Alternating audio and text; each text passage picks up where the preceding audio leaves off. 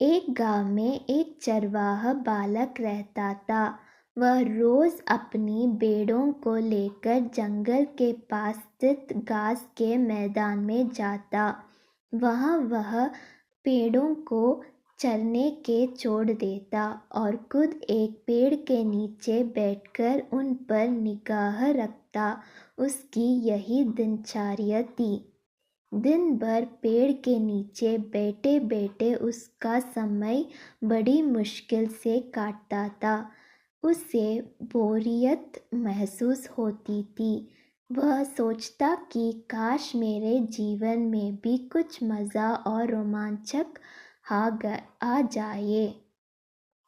एक दिन भेड़ियों को चरता हुए उसे मजाक सूझ आया और जोर जोर से चिल्लाने लगा, भेड़िया आया, भेड़िया आया। वहां से कुछ दूरी पर स्थित खेतों में कुछ किसान काम कर रहे थे। चरवाहे बालक की आवाज़ सुनकर वे अपना काम छोड़ उसकी सहायता के लिए दौड़े। लेकिन जैसे ही वे उसके पास पहुंचे वह ठहाके मारकर हंसने लगा। किसान बहुत गुस्सा हुए, उसे डांटा और चेतावनी दी कि आज के बाद ऐसे मजाक मत करना। फिर वे अपने अपने खेतों में लौट गए। चरवाहे बालक को गांव के किसानों को भागते हुए अपने पास आता देखने में बड़ा मज़ा आया।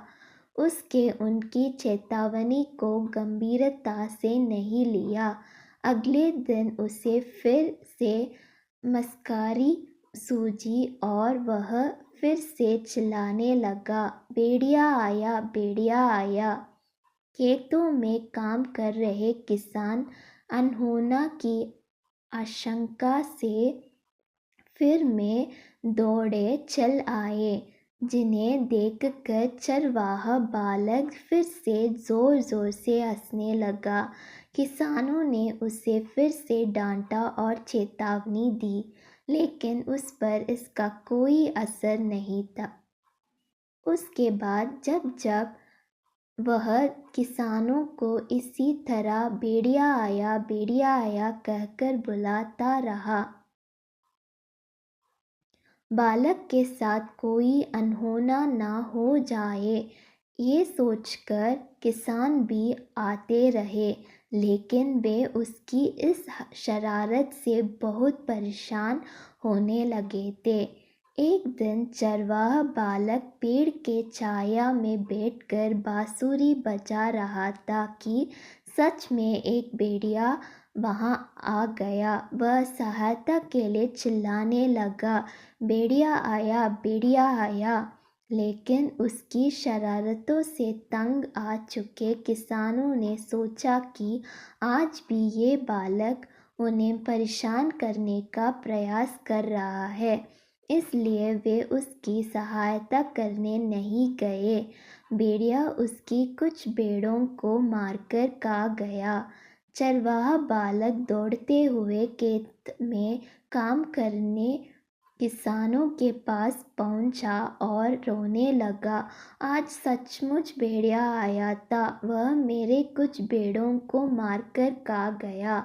किसान बोले, तुम रोज हमारे साथ शरारत करते हो, हमें लगा कि आज भी तुम्हारा हृदय वही है।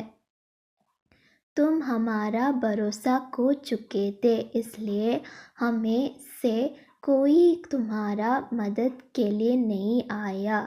चरवाहा बालक को अपनी गलती का एहसास हुआ और उसने प्रण लिया कि वह फिर कभी झूठ नहीं बोलेगा और दूसरों को परेशान नहीं करेगा।